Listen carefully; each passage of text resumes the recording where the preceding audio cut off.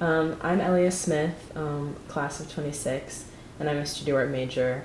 And I'm very excited to be having this conversation today. And if you want to introduce yourself. Yeah, thank you for having me. I'm excited to be in conversation with you, Elia. My name is Caleb Stein. I graduated from Vassar in 2017. I majored in art history, but also took a lot of English classes. And I'm a multimedia artist, currently based in Brooklyn. My practice is quite multifaceted, but the center point is photography and its various forms. I usually work towards artist books. I also work with multimedia, large-scale installations that include new media and video. And a key part of my practice is collaboration, primarily as an artist duo with Andrea Orejarena, who also graduated from Vassar in 2017. Okay, yeah, it's great to have you. So the three of your works your photographs are on view in the current exhibitions, Great Green Hope for the Urban Blues and Between a Rock and the Hard Place. And I think they're all from Down by the Hudson series of work. So I'd just love to hear a bit about the origin and development of that series, and has it evolved over time or remained kind of faithful to your original intent for it?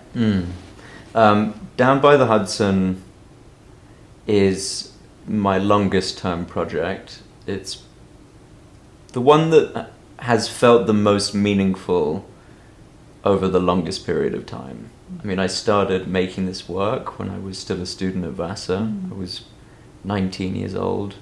And Andrea, my partner and my collaborator, introduced me to it. And I used to be a long-distance swimmer.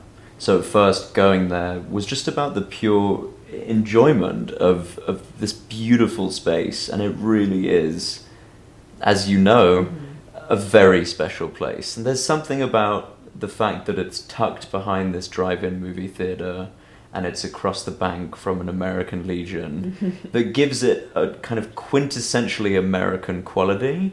And technically, none of us are meant to be there. There are all these signs that say... Town of LaGrange water supply. Yeah, exactly. And so everyone that's there is kind of breaking a rule. And I'm kind of interested in what that does. If everyone is kind of complicit in something and sharing something that they know is special and they're willing to break that rule for, what does that and what do various other factors do to sort of take normal social dynamics and put them into a slightly different space? So that was one of the key questions from the beginning, but the work has changed a lot. The work started off in a more traditional documentary sense, and it's become a lot more personal. I mean, I have spent countless summers at this place and made many friends, and sometimes I go there, I'm the only person there. Sometimes it's just me and my dog. Sometimes there's 30 people there. And engaging with this one space and seeing how much it can give over time has been very generative. And to me, it's kind of a modern day Eden. And I'm particularly interested in what it does to men and the way that it seems to soften them. There's something about the water and that space and the way that it's nestled away from anything industrial that really takes the voltage down several notches. It's not a solution for everything, but it is something. And that something is, I think, the thing that has kept me coming back. So this is just more of you've talked maybe a little bit about this, and I'm sure it's evolved over time, but just kind of on a purely process level, when you go to the watering hole with your camera with the intent to shoot, what are you looking for? It's really hard to say exactly what I'm looking for. I always bring my camera when I go. I don't always photograph, but it's always there. I think I'm looking for moments where I see some sort of a radical vulnerability from the men in that space, and I'm looking for the conditions and the qualities that allow for that.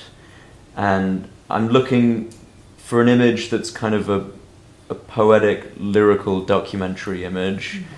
I had a mentor when I was a teenager who was very involved with photography, and at one point he said to me, all photographs, if they're any good, with time they become documents. And I remember being 16 or 17 years old and being really upset about this idea that there was no authorship in photography, that at best, the best it could do was provide some sort of a frame with some sort of information in it. And with time, I've actually realized that it can be a document of how I've experienced something in a given moment, and it can capture the energy and that perception that I had of something, and that actually it's a very beautiful thing to try to document something. Document doesn't mean to try to make an objective statement about it. I wouldn't claim that I could do that. It would be kind of a futile endeavor.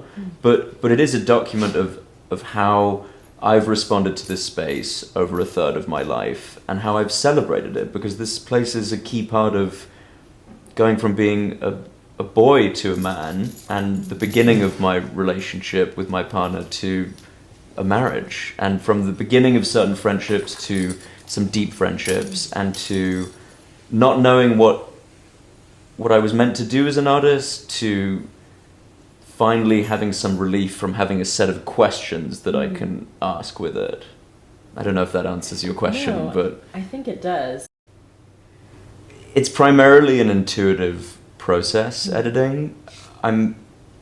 Today, for some reason, I was thinking about this quote from Soul Lighter. He said, "I've never been a believer in the ugly school. I'm a fan of the beauty school." And I think what he meant by that, and why, for example, someone like Soul Lighter is kind of so universally loved, is that he really just is interested in trying to convey something about the beauty of life, and the beauty of people and relationships and nature, and increasingly that's become a priority. You know, that it's very easy to show what doesn't work about a place, and I don't really see it as my responsibility to report on every single aspect of the watering hole or of the town. I think maybe when I was younger I did, and that's an approach that can only take me so far. It can only take the work so far. So I think really looking at, well, what conveys something about the levity of being here. Amitabha Kumar, who is a collaborator and a former professor, he's written a couple of texts for Down by the Hudson. And one of the things that he's written in the most current texts is, finally your body is weightless. And that's something I think about a lot. So I'm trying to have this balance between being clear-eyed and hopefully getting out of the way of the picture so that it does convey something about what works here. But also I'm trying to show in a quiet way what something feels like. And it's a special place, and I'm trying to do justice to that through a softness and through a very full, luminous tonal range, and through the patience to return to something. So this is an idea that really interests me, how you can begin a project with a piece of language. Say, for example, you begin a project on a watering hole by saying in your mind, watering hole. That's just two words, it's just a very simple thing. But actually, as I've worked on it, it's become more and more complex. Like, this is a space that is really only 50 feet by 100 feet in dimension, something like that, right?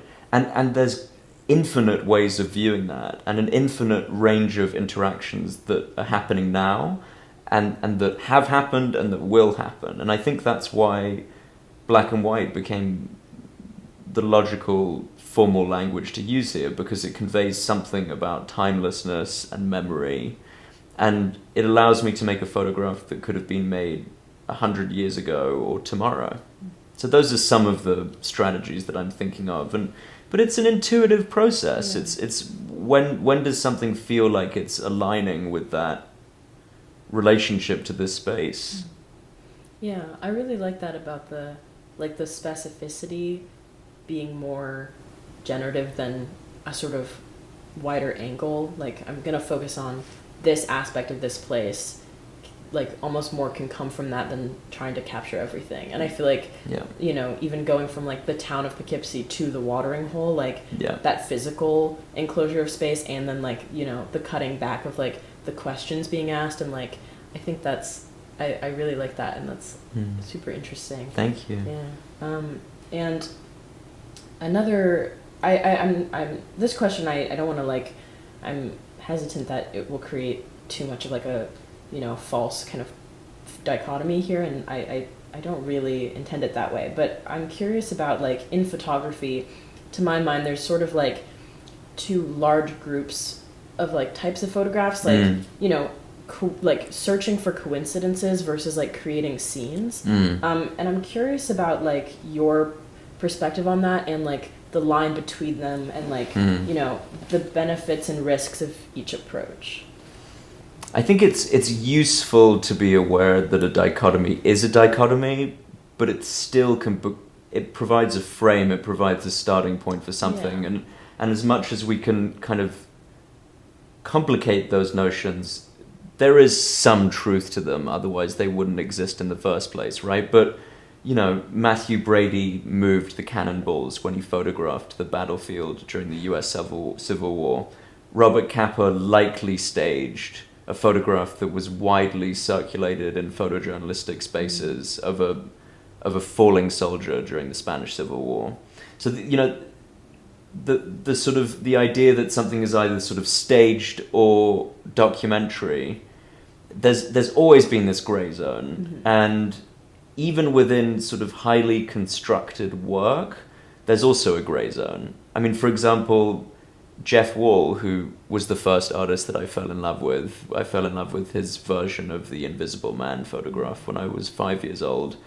And he's known for going to great lengths to construct scenes, but once he's done that, he moves around within them and responds in that moment.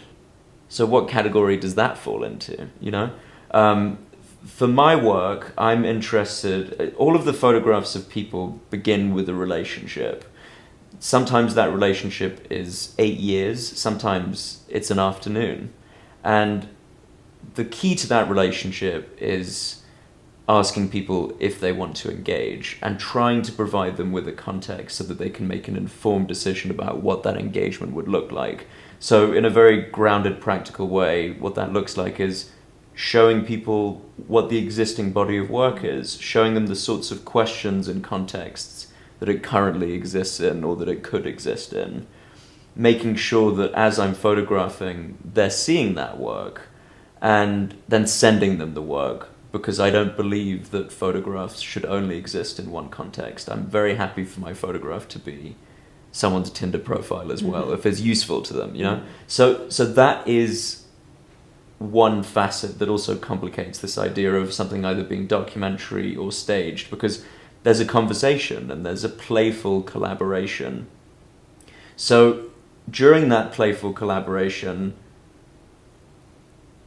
I'm responding to them and they're responding to me, and the photograph is a document of that and of my response to a certain moment given my life and my relationship to the space. So I'm always looking for something spontaneous, but I'm also looking to build out various facets of a world. And that world is a sort of modern day utopia. It's a world where the ordinary can become magical. It's a space for softness, or where softness sits alongside knowledge of a toughness. And so those are things that I'm generally looking for. But you know, photography thrives on specificity, and specificity in photography comes from embracing spontaneity. So there's always going to be an aspect of that. And you know, there was some sort of a study that was done looking, just as two examples, Walker Evans and Jeff Wall.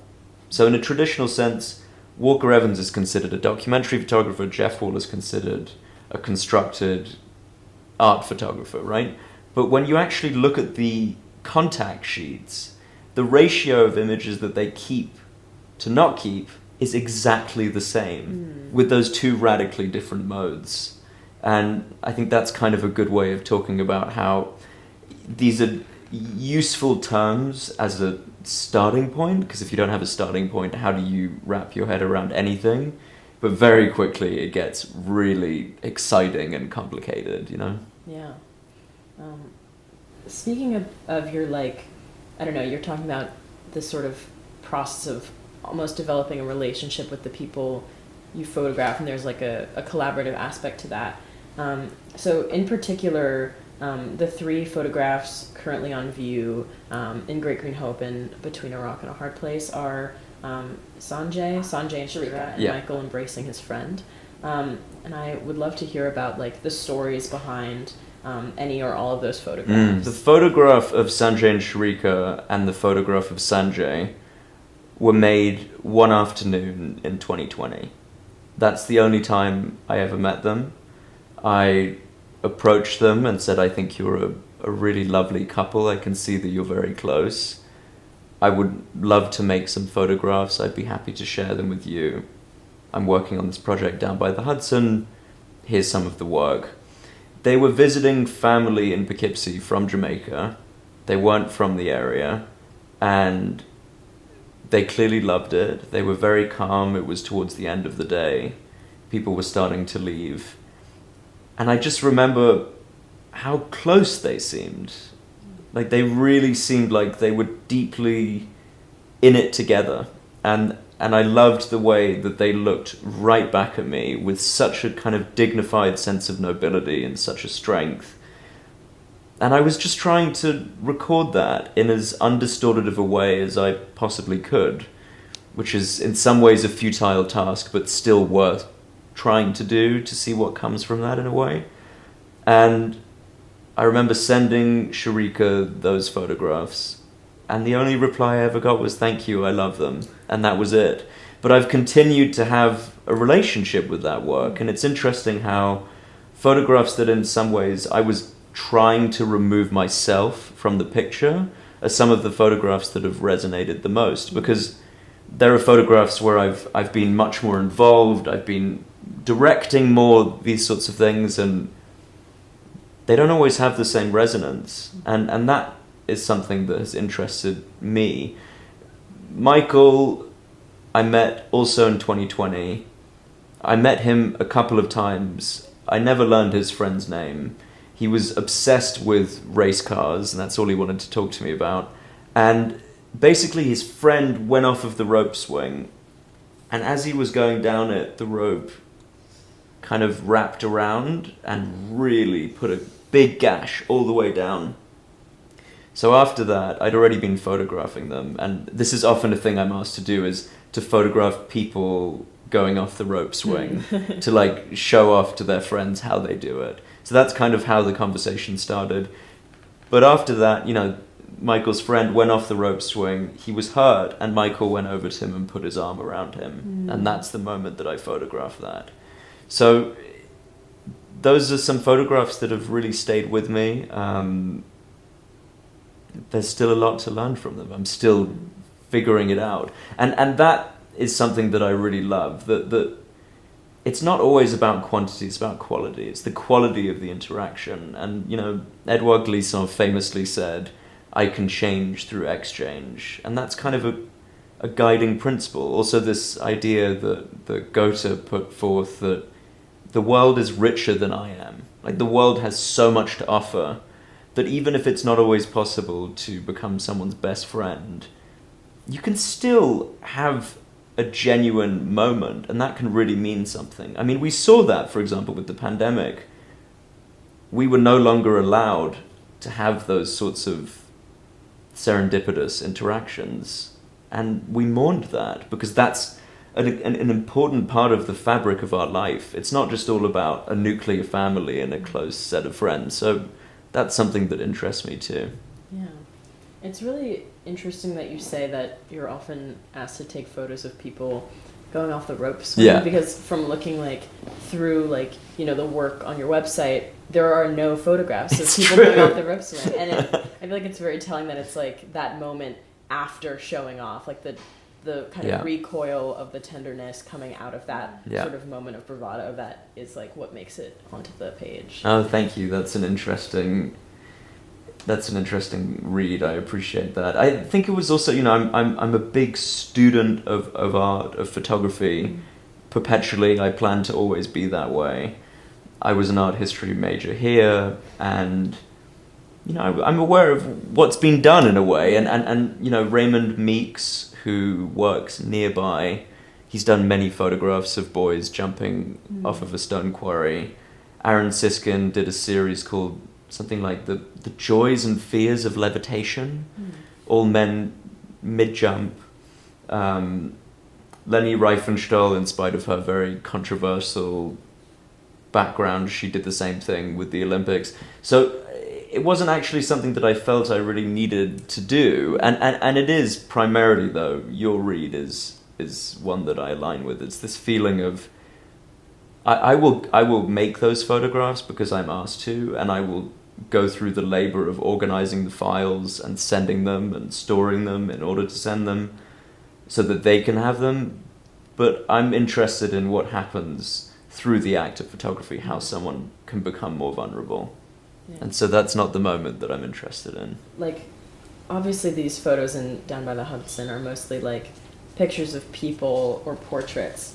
And I'm curious about, like, in you writing about like Car Wash and like some of your other projects, you've talked about, you know, kind of a more sculptural view of photography and like the kind of notions of the ready-made that like can come into play, especially when thinking about like again, this with the limited framing of like photography as a document and, you know, pulling from what exists or what is already there. And I'm just curious about like how that sort of concept, which I view as, I guess from my perspective, as a bit more like sculptural or often more associated with objects, like interfaces with like, you know, photographs that take as their point like human identities and relationships, and you know, what separates a portrait from a photograph of a human subject, if anything?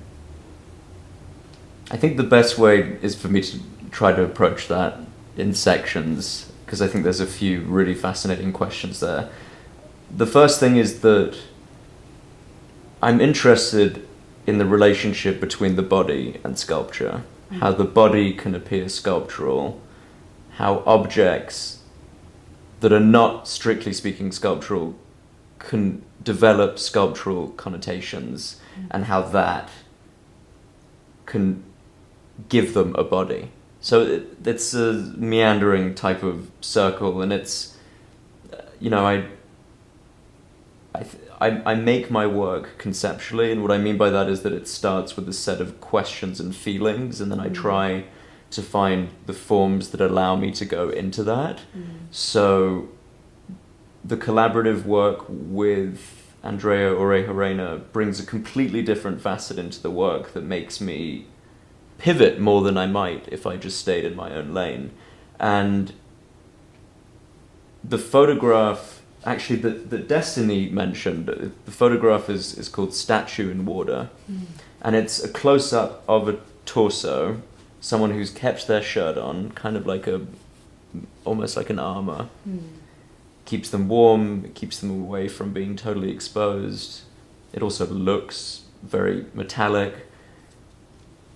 That photograph became a starting point for work that has moved me towards explorations of the relationship between photography and sculpture. So from that photograph, I started to photograph men fighting and the spaces that they fight in, and was really thinking about that line between rigidity and softness, between sort of a toxic conception of what masculinity is versus a more radical, vulnerable, complex view of it.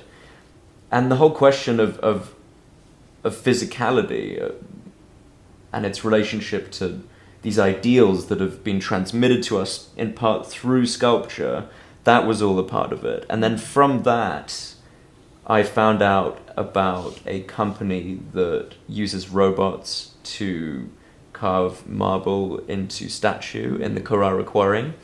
And I sought a commission from Smithsonian, who got me access to the company and financed the project.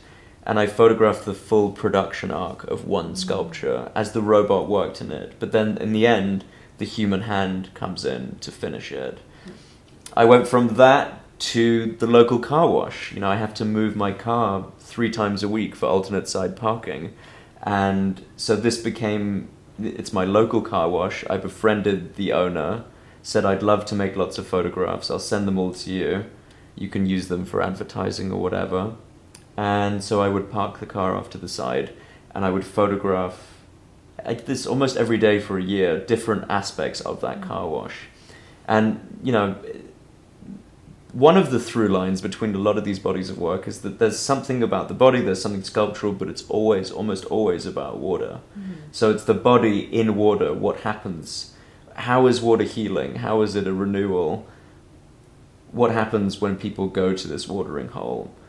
What happens, to these sculptures as they find their form? Because as the robot carves, it shoots out very high pressure water to remove the dust so that it can continue to make its marks with precision. How does that water enable me to photograph something that's clinical and quite scary for what it could indicate about the future of humanity and for conceptions of authorship? How do I use that water to make something sensual and to make something that is usually clinical into something that it's almost like photographing a person?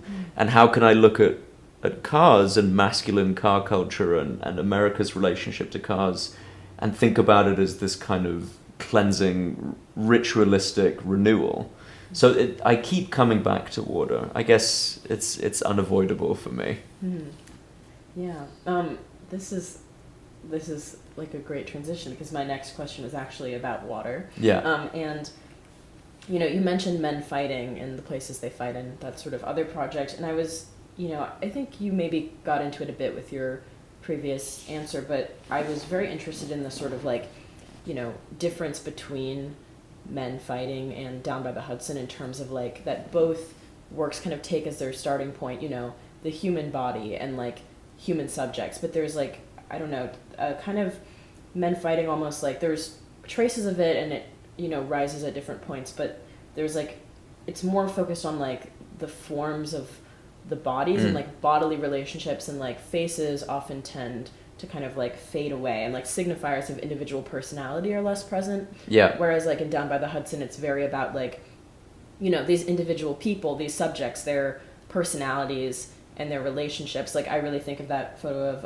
Sanjay and Sharika where they're looking right at you, and it's their faces are completely visible and their bodies are kind of vanished underneath the water. And so just kind of thinking about that contrast in those sort of different ways, I think there's, traces of both kinds of ways of thinking about the body and the human subject in both bodies of work, but I'm just curious about your thoughts on that and also what role water plays in that, because again, it's Sanjay and Sharika, for example, it's not a hard crop out of the body, it's the water kind of subtracting it, and I don't know, I think there's a lot of that's play an between interesting and incomplete figures by the water, cut off by the water, but there's still this suggestion of a full body, a full internal life that continues past that moment. And I'm curious about your the relationship between men fighting and Down by the Hudson in that kind of lens.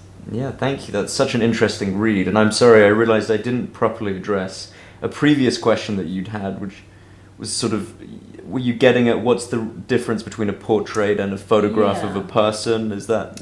Yeah, I am curious about that. Okay, I'll try and address all of this. Sorry, your questions are very exciting and it just gets my mind moving quickly. I think maybe a portrait is trying to show something of a psychology or a suggestion of a psychology, and photographs of people, it can be more relational and more environmental and more about dynamics between them, and that may be one aspect of that. On another note, your read of the body being hidden in different ways between the two bodies of work is fascinating, and no one has ever said that, and it's really a mystery to me, and I guess that's one of the reasons that I like making this work, and why it's not just a line to say that making my work is having a set of questions and finding the forms to best pursue it. It is genuinely what makes it an enriching experience. I mean, if it was as simple as sort of pre-visualizing and then carrying that through, I just wouldn't bother to do it, you know? So that's something, and it's fascinating to hear your read of it. I mean, one off-the-cuff thing that I could offer in response is down by the Hudson is a psychological space. It is a physical space, but it's a psychological one. And that is why it's important to include things that enable people to project their ideas about a person's psychology. Because it's about social relations and what the space does to a certain person, and maybe what we could learn from that and apply more broadly. And men fighting in the spaces they fight in is really, in a very physical, visual way, looking at people that they're killers. Like, they could kill me if they wanted to, very easily. These are professional fighters. A lot of them have been in the military. Many of them are world ranked and tour internationally. The art is that they have the discipline to not do it. They are a brotherhood, and they are perfecting a set of skills, or striving for the perfection of a set of skills. And so they will enact certain techniques and counter techniques, but it's not intended to hurt someone. And that's why I focus on the body, I think, is because I'm looking at the discipline and the excellence, but also the restraint, that there's strength and restraint, and that those two things are deeply tied. So in terms of the, like, you know, circling back a bit to the portrait versus photograph of a human subject, do you view the photographs in Down by the Hudson as portraits, or do you sort of feel that kind of categorization is, you know, relevant? Is it splitting hairs? If it's useful to someone, it's not splitting hairs. I don't think about this language when I'm doing it. I'm thinking about something I mentioned earlier about this notion of world building, as making work as a world building exercise. And for me, that involves this engagement with the real, play, communication, reflection, and time. And hopefully the humility to not think that I've got it all in one, and to keep coming back, almost like an homage to the space. So the deepest relationship is with the space. And I like to think about how this is a space that it's a big enough body of water that the Wappinger Creek has probably been around for at least a millennia, or close to that. How many people have fallen in love at this watering hole? I mean, that's what I'm thinking about. So part of that world building is thinking about story, and how you build story through a range of scales. You know, I mean, I started off wanting to make films, and then realized it was way too difficult, involved way too much money that I didn't have, and too many people that I also couldn't sort of bring into one picture. So certain ideas of cinema have made their way into my photography, and at this point I'm really trying to refine that. So the portfolio that the Loeb has is from nearly 6 years ago back to 2016. So it's sort of the first 5 years of the work. I've done another 5 years since that, and a lot of that work has been kind of thinking about it as, okay, when you have a scene in a film, you have an intense close-up, you have a wide view, and you've got everything in between. Mm-hmm. So I've really been building that out in recent years. Yeah, thank you for that. Yeah. And you talked just a bit just now about, place and the relationship to the place, and in terms of like the collection we have, and then the ensuing 5 years. I'm just curious about like, how has the project changed, in relation to your kind of physical place and area of practice changing? Like, is the work different, going to Vassar, living in Poughkeepsie versus living in Brooklyn and traveling down? Like, how has that sort of physical distance from the Hudson Valley affected the work? Huge. It's a huge difference. I mean, so I was photographing the entire time I was at Vassar. Most of that work, hopefully no one will ever see.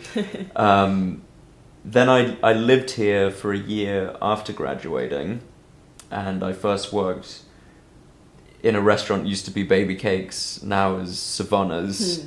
And then I went to work for an artist that lives in Beacon, and I was lifting boxes for this guy that lived in my building, and all of my work and all of the ways that I was trying to make a living and my whole life was here.